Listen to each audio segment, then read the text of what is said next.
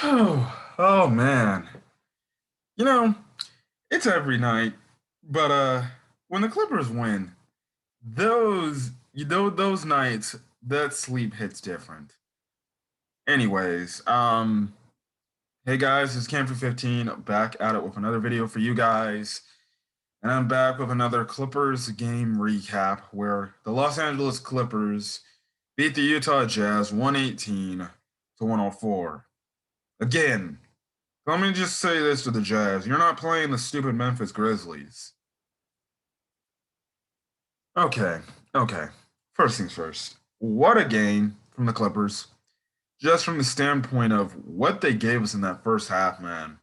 Now the second half, they kind of toned down a bit, and it did get a little bit dicey and scary at the end.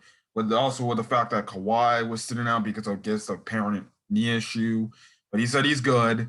That was obviously for precautionary reasons. But the fact that the Jazz almost somehow came back in the game, and at least this time the Clippers they didn't go completely cold offensively. They hit most of their free throw shots and some of the key shots to essentially send the game, put the game away. But you can't lie to me saying that I was getting a little bit nervous and a little bit afraid that we were going to blow this insane lead and Utah was going to get back in the game. But I think luckily enough, we did so much damage to the Utah in the first half to where Utah couldn't recover. Now, personally, if you ask me, the Clippers should have been up more in the first half than what they initially were up. But regardless, a win's a win. You'll take in the series. So now the series is tied 2-2. So this is two times the Clippers have tied the series going down 2-0. I think that's the first time in NBA history. I'm guessing it'll be the first time in NBA history of a team who was down 2-0 went to go on to win the series. Well, actually, no. I think it's actually that's the stat line that hasn't happened in the NBA. So that would be something for the Clippers to do. But again, I ask, and before I start getting to my thoughts on the game, it's still kind of shocking that it takes this Clippers team 2 games to finally realize what they need to do. Um, Now, obviously, the only other thing they can do is just play better in some cases, as well as get a game in Utah. That's the one thing we did. Again, the Dallas series that we're not doing here. Game 5 is now the most important game of the season because they got to win a game in Utah. And the crazy thing is, if they had won game 1 in Utah, we would have been in the dreaded 3-1 series leading thing. So regardless, no, Utah's gonna be a tougher place to play. I don't think you can easily blow them out because you're gonna have probably potentially the refs on the Jazz side and then those fans. But if the Clippers can play efficiently like they played in games 3 and 4, they can easily get a W in freaking Utah. Look, Memphis, albeit it was without Donovan Mitchell, they got a W in Utah. If the Memphis Grizzlies can get a W in Utah, then the Clippers definitely can.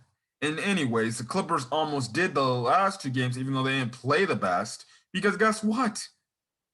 There were close games that, well, hell, the Clippers could have won those games, especially game 1 if they had just hit their shots in the second half and they didn't go cold. It's the thing with the Clippers on these blowouts. The Clippers in the blowouts, if they have a blowout game in this series against the Utah Jazz, you already know coming out into the third, the Utah Jazz are going to start chucking up threes. They're going to magically go in and they're going to go on a run. The thing is with the Clippers is they have to endure those runs and score the basketball too. If they're not being efficient on offense and the Utah Jazz are just chucking up shots, of course they're going to get back in the game. The Clippers, on the other hand, have to hit their shots. Now, I'm not saying turn this into a shootout. I would like the Clippers to get stops when Utah's trying to go on a run. But those are one things you can kind of counterbalance a run is if you're hitting your shots. Now, this game, let's be honest. This game was a blowout, another blowout game, and this game was just a bludgeon in the first quarter. When I tell you When I tell you, well, not the first quarter. Mostly it happened in the first quarter. It started to get a little bit downturn in the second quarter, but then again, it was still really good in the second half. So let me just rephrase that. The first half.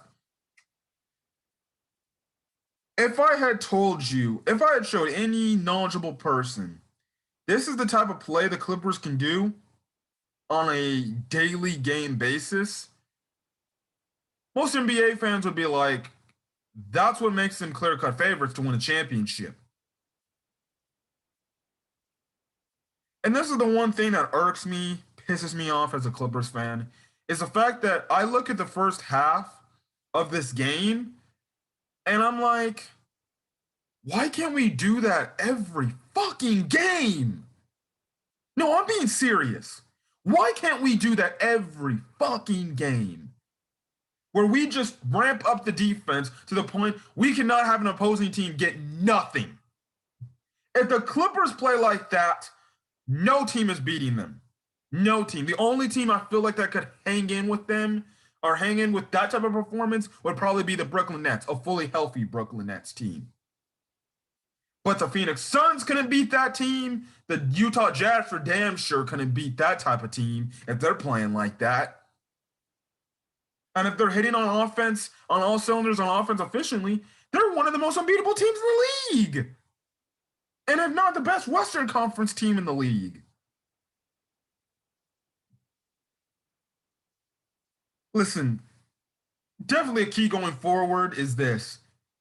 For one, let me just say this. Okay, now offense, okay. Yeah, offense, we know what the offense of Clippers. But I just want to see that type of defense intensity. I was more impressed with the defense of intensity and the defensive urgency to lock down on the Utah Jazz and say, you're not getting your shots early on. We're going to take this lead, and you guys are going to get your asses whooped. If that's going to be the defensive mentality the rest of the series, Clippers by far are going to win this series in 6 games, which is my prediction that they would win in 6 games. Now, the next thing to do to win in 6 games is the Clippers going to go to Utah and beat the crowd and the Utah Jazz in their building. It's easier said than done, but I believe the Clippers can do it because in the first 2 games they were pretty fairly close games.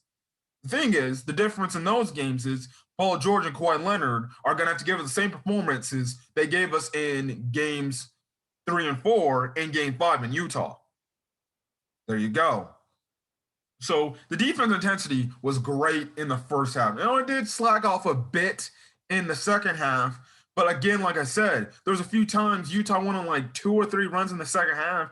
It was just a little too late, and it wasn't a close enough score. The Clippers, they had around a 20 to 30 point, lead on the Jazz around that area. So guess what? The Clippers, all they have to do is hit their shots and still play solid enough defense. So when the Jazz make their occasional run where they're going on a huge run, it's too little too late for the Jazz to overcome. And guess what? Because of it, they can't overcome a huge deficit, so those runs don't hurt as much. Now, again, late in the game, it was getting dicey. The Clippers got to the point where they got to the 5-minute mark. For some reason, they just abnormally started missing shots. They were chucking up threes out of the ass for some dumb reason. Instead of going to the paint and go drawing a fifth foul on Rudy Gobert, I kid you. This is another thing that I feel like the offense needs to do. When somebody like a superstar player has high number of fouls, like 4 or 5 fouls on them, can Ty Lue tell the Clippers, get a matchup you like, get Kawhi or Paul George on that matchup, and just go at these boys. Donovan Mitchell and Rudy Gobert around the same time in the fourth quarter equally had 4 fouls. Why didn't we go at them anymore? Target them and maybe potentially try to put that 5th foul on them to where, guess what? Now their defense is going to be not as good and not as tight because guess what? They're going to let you go by them easily because they're not trying to pick up that 5th foul. Rudy Gobert, if you pick up the 5th foul, he wouldn't be trying to contest shots as high as he would be if he picks up that 5th foul because guess what? He fouls out. The game's practically over for the Jazz. You saw what happens when they put in Derek Favors. Yeah. Kawhi's still taking souls, I see. First was he takes souls. All I know is Aiden better hope. DeAndre Aiden better hope that Kawhi Leonard doesn't get to the Western Conference Finals because he's going to be next. He already took his soul earlier in the regular season. You don't want him to take his soul in the postseason. Oh, please. Yo, I don't think I saw that. DeAndre Aiden celebrating their semifinals win like they won the damn championship. You guys ain't won shit yet, and you guys are celebrating in Phoenix like you won the championship. I hope the Clippers win this series so we can knock the Suns down a peg. Because I know the Suns are good, but they're not better than the Clippers. Please. They may have finished standings wise in second. That doesn't mean anything. That doesn't mean that they're better than the Clippers. The Clippers, I think, are the better team than the Suns and more a combative team to play the Suns. Anyways. That's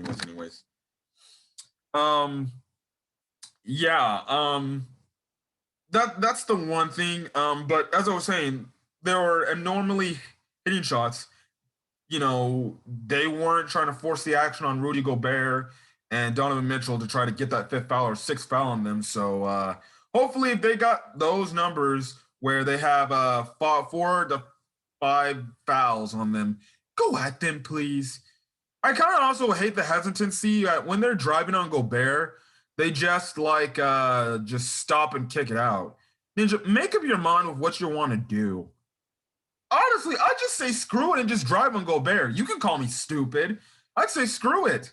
He's gonna foul you eventually one of these times. So, listen, it is what it is. It got started getting dicey at the end, but the Clippers, led by Paul George after Kawhi went to the bench, they hit some pretty key shots to extend the lead and managed to be able to hold on to that lead because by then too much time had ran out. Excuse me. Sorry, waking up. And the Clippers essentially cruised to an easy W. So, listen, that's essentially there. Now let's go through the stats. Russell only had 8 points. Bogdanovich, he played a better game than game 3, but 18 points. Again, one of those players that heated up in the second half. Let's make sure he doesn't heat up back in their building. Rudy Gobert, only 11 points, 4-4. Most of them came just from dunks. So hopefully the Clippers, and the next thing is the game plan against the Ducks. Otherwise, I'm guessing they're going to live with that, which is fine by me. If Rudy Gobert is just going to get most of his points in the paint, fine. That takes, their points out of them shooting and chucking up threes, which honestly I'll live with too. Again, he had a low number of rebounding. If we keep him to around 10 or below rebounding, we're good. Joe Ingles, 27 points, had 19 points, just like I think last game. He heated up at the wrong time too, so that can't happen. Donovan Mitchell had 37 points, 9 of 26 from the field, hit 6 of his 15 shots, 5 rebounds, 5 assists. I'll give him his credit. He did the best he could to keep him in the game, but listen, I do, you'll live with some of the things, but some of the points in the game, we got most of his points. We just kind of slacked off of him on defensively.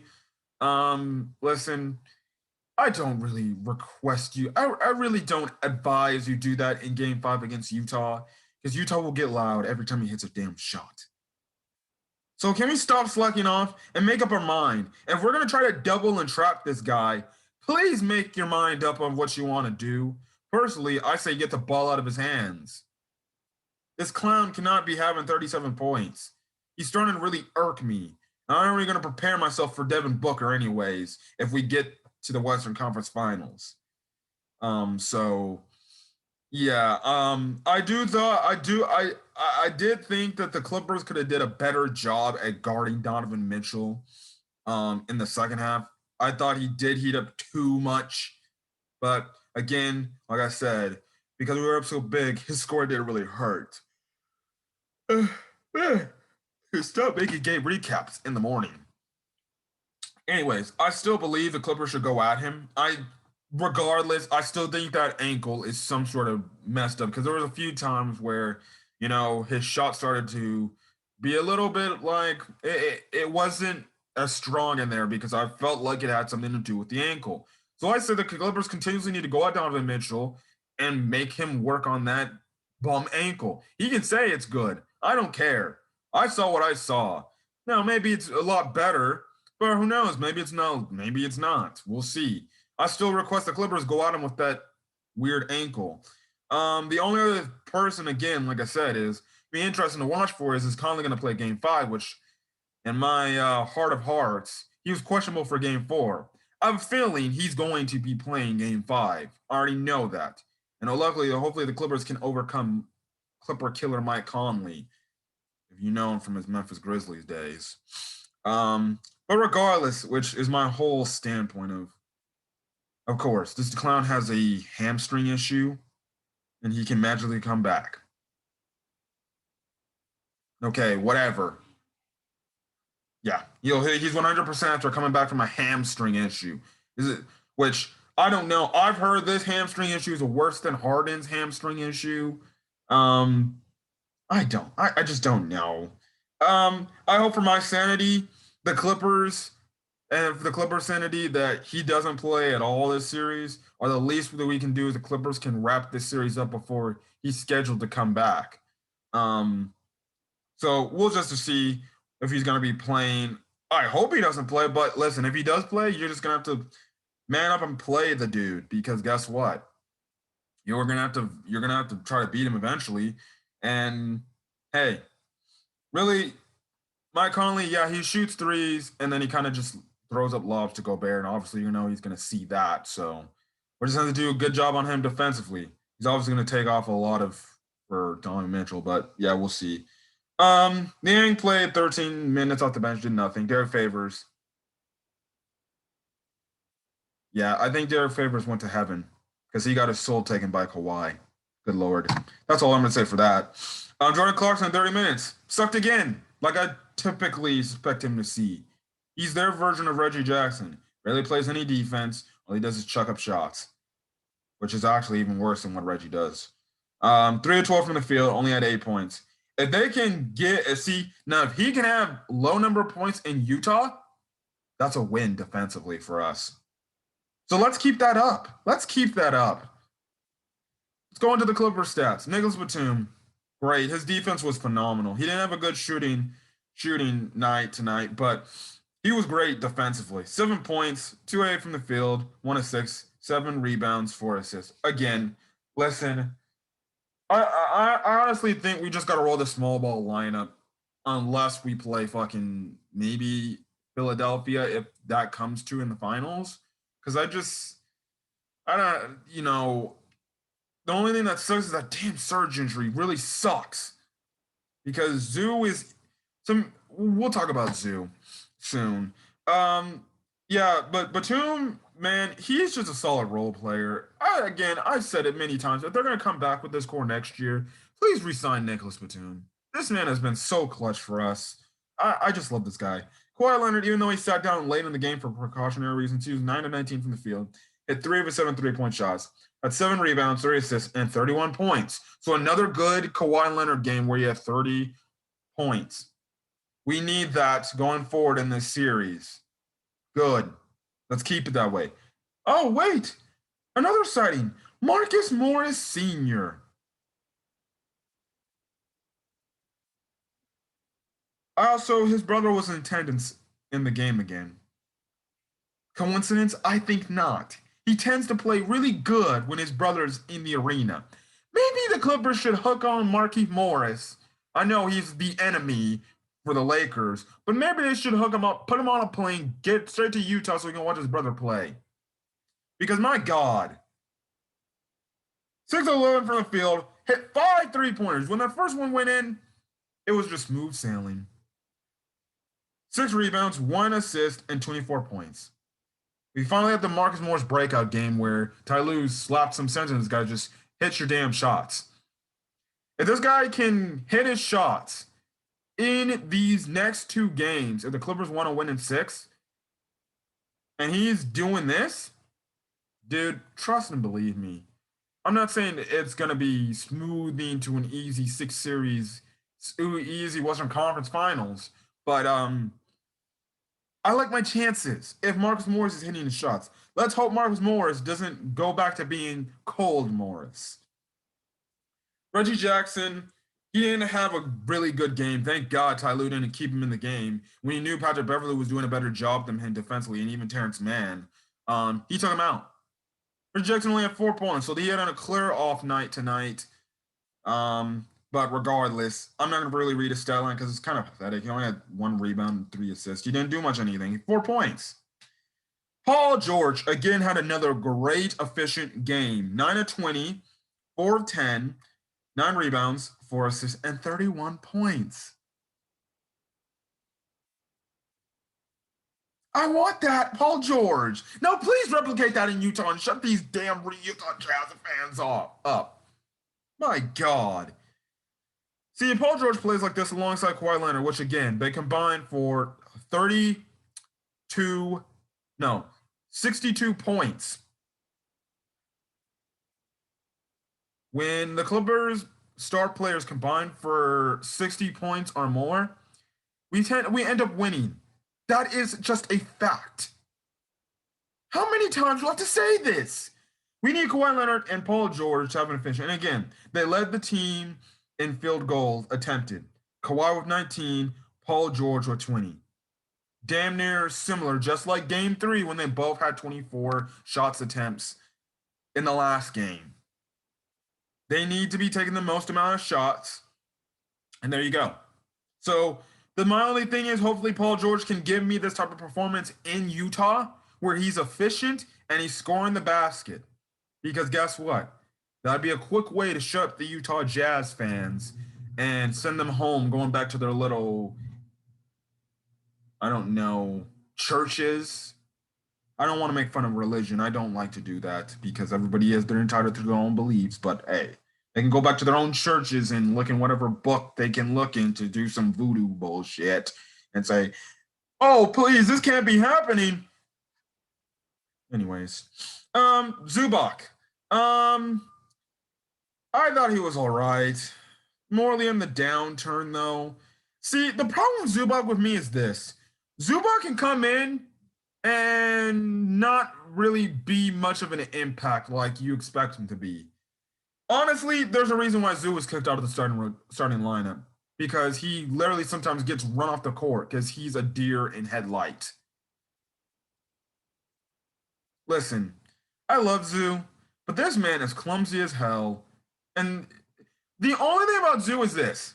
He has a few bright spots in the game. Other than that, he's straight up not serving us anything. There was a time where our offense was rolling, and for some dumb reason, Ty Lue brings him in, and he literally disrupted the entire flow of the offense. And 2, because he loves to drop so much, it leaves wide open three-point shooters, so he affects the disruption of the defense.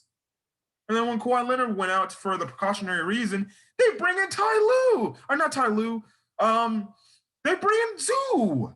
Why? And he completely messed up the flow. And when, the Clippers had a somewhat decent lead and they were hitting baskets to extend their lead, well, guess what? They finally rolled in the small ball on him. And I'm like, dude, why? Listen, I love Zoo, but there's some cases where Zoo doesn't need to play. Like, it's just like the Dallas series. Zoo, honestly, it's looking like this Zoo playoff performance is worse than last year. Last year, you can make the case Zoo needed to be up in the fucking game. Here, Zoo honestly is getting to the point where teams are specifically game planning around him to get him off the damn court. Mostly it's because Zoo's just not a skilled big, and he's not that fast. Yeah, he can maybe get a from behind block, but he's just not skilled. He's not a skilled big, and he's not mobilely fast enough to be able to, be much of a nuisance. Like I said, and it's the kind of thing with Zoo. He's inconsistent. One game, he looks great. Like game 1, I thought Zoo looked great. Game 4 here, it's like I don't really need him. You can just roll with the snowball lineup. Again, sucks with Serge being out because Serge can clean up the deficiencies Zoo has. Patrick Beverley, again, although he had 2 points, he was just magnificent on defense. This is the type of Patrick Beverley we love to see. He doesn't have to give me anything offensively. If I know he's going to be pressuring the ball and getting him into people's faces like a Donovan Mitchell, which he got in his head. Regardless, Donovan Mitchell, yeah. You can say, well, Donovan Mitchell scored 37. Don't regardless. Don't lie to me. Patrick Beverley had Donovan Mitchell locked up in jail. That one last stretch in the first half when he blocked him twice was great. He had 4 blocks. He led the game in blocks. And then when he fought for the, to get the jump ball, I'm like, see, he doesn't back down. Donovan Mitchell's a talented scorer. But listen, Patrick Beverley gets at Donovan Mitchell. He gets at these star players, and he does the best he can. Again, I like the factor that they put Kawhi Leonard to start on Donovan Mitchell, and guess what? Donovan Mitchell had another game to where he had 0 points in the first quarter. Let's do that in game 5. So that was good. Great. I like that. Terrence Mann, again, box score wise, only had 3 points. But guess what, man? He's so just good. Just from the standpoint, he just makes his team so much better. Again, he doesn't show up in the box score that much, but this guy, just with what he gives us, it just works. It's great for us. I just enjoy it. And then Luke Kennard to cap off. Dude, I said in my game 3 recap, I'm just so happy for Luke Kennard getting minutes. And 2, I'm just so happy he's being productive in those minutes. And the fact what I mean by is when he gets those minutes, he's shooting the ball. He is not being passive like he was in the first half of the season, hell, really in the regular season. Every attempt he gets, which is a really good look, he pulls it like I expect him to pull it, and he has a confidence out of the ass. That's what I love. More confidence out of Luke Kennard. And this goes to show you, Luke Kennard, when he's shooting like this, is really good. But if he's shooting with conviction, some no indecisiveness, just like Paul George, you'll make more of your shots than not. Because I saw when the Clippers were indecisive with their shots, they typically didn't go in. The Clippers, when they want to shoot up a shot, just shoot it. Let it go. Who cares? You saw one of the shots in the game where Reggie Jackson, he had a wide open, like he could have just pulled it. He hesitated for 3 seconds, and I shoot it. And of course, because of that hesitation, he missed the shot. Because that doubt's am I going to make this? Just shoot it. That's what Luke Kennard's doing. So this rotation, again, seems like it's going to be the set rotation. Good, because it's working. I feel like they should run this rotation the rest of the series because it's working. And again, next point of game is game 5. For once, we saw the Clippers dish out the first punch. I want to see that in game 5. Clippers in Utah dish out the first punch, just like they did in game 1. It's rare we see Clippers dishing out the first punch and making it known to your team, no, you're not getting none of this. Let's see that in Utah. Let's have a game 1 first half replica, I guess mirror self of it. But this time in the second half, you hold on to the lead. I'm saying, even with Conley, I feel like, yes, Conley will make the team better for the Jazz, but even with Conley, the Clippers should beat this Jazz team. They're not that good. This is the Jazz game plan. And Jazz fans, you can leave dislikes. I don't care. All the Utah Jazz do is just they chuck up threes. They play defense and chuck up threes because that's their game. They chuck up threes from whatever. They don't have a mid-range game. They don't go into the paint. They just chuck up threes when they're down. Well, time to go to the strategy of chucking up threes. And if it goes in, it goes in. If it doesn't, it doesn't. Again, that's to the beneficial of the team that, shot the most threes. You have confidence that you're going to make those threes, so you keep chucking them up. Now, I think you can't do that and try to replicate the Golden State Warriors do. But okay, we'll see how that went. Hopefully it doesn't work out for them, and hopefully we can send Donovan Mitchell crying just like Luka to Cancun, where Next thing, like I said in the last series, cry Luka cry. It will be cry Donovan cry. And the next thing, my next thing will be make, CP and Devin Booker cry. Mostly I'd be like cry Booker cry. But again, I may be getting ahead of myself, but the Clippers still have a job left to do. They tied up the series. That's good. Now go get a win in Utah, please, for my sanity. Jeez Louise. We can go win in Dallas, in the hostile Dallas territory. Let's go win in fucking Utah. If Memphis can beat Utah and beat Utah and Utah, let's beat Utah and Utah. So now game 5 is the most important game of the season. Because if you go down 3-2, you're going to have to win a must-win game 6. But then guess what? You're going back to game 7 for Utah. Anything can happen. I don't like my chances. So let's wrap these 2 games up. Beat these guys in 6 and move on to play Phoenix. Anyways, I'm gonna get out of here. Hopefully, you guys have a great rest of your day. As well as hit that subscribe button if you want to get more Clippers game recaps. And like the video if you like the video. Other than that, I'm gonna get out of here, guys. Hopefully, you guys have a great rest of your day or night or whenever you check out this video. Until then, guys, I'll catch you guys on the next Clippers game recap on Wednesday night. Hopefully. Till then, guys, I'll catch you guys in the next video. Peace.